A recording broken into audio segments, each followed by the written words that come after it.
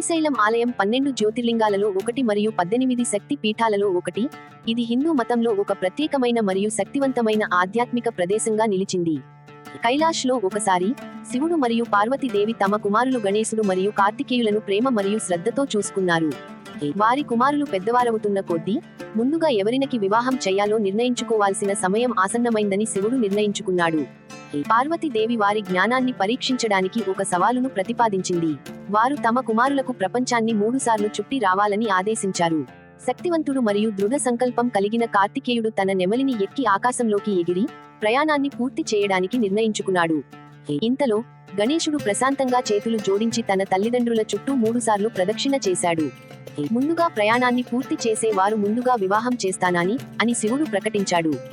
గణేశుడు ఇప్పటికే విజయం సాధించాడని తెలుసుకుని పార్వతి నవ్వి, గణేశుడు, నువ్వు తెలివైనవాడివి. తల్లిదండ్రులే విశ్వం అని నీకు అర్థమైంది అని చెప్పింది. ఆ ఫలితంతో కోపగించి కార్తికేయుడు క్రౌంచ పర్వతానికి వెళ్లిపోయాడు. అక్కడ ఒంటరిగా కూర్చుని ఏకాంతంగా ధ్యానం చేసుకున్నాడు. దృఢ నిశ్చయంతో అన్నింటికీ దూరంగా అక్కడే ఉండాలని నిర్ణయించుకున్నాడు.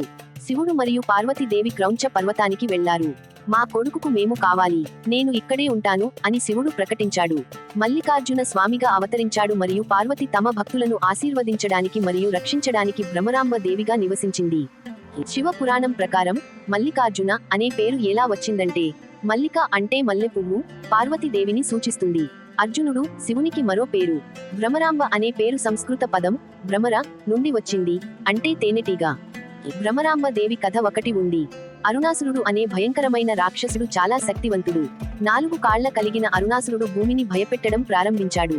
అతన్ని ఓడించడానికి పార్వతి తేనెటీగల సమూహంగా రూపాంతరం చెంది శక్తివంతమైన ప్రకాశాన్ని వెదజల్లింది. ఆ సమూహం అరుణాసురుడిని చుట్టుముట్టి ఓడించి శాంతిని పునరుద్ధరించింది. మల్లికార్జున స్వామి మరియు భ్రమరాంబ దేవి యొక్క గొప్ప ఆలయం బంగారు సూర్యుని క్రింద ప్రకాశిస్తూ స్థాపించబడింది. ఆ విధంగా శ్రీశైలం ఒక పవిత్ర స్థలంగా మారింది. ఇక్కడ మల్లికార్జున స్వామిగా శివుడు మరియు భ్రమరాంబ దేవిగా పార్వతి తమ భక్తులను ఆశీర్వదించడానికి నివసిస్తున్నారు. నేటికి భక్తులు ఓం నమః శివాయ మరియు జై భ్రమరాంబ దేవి అనే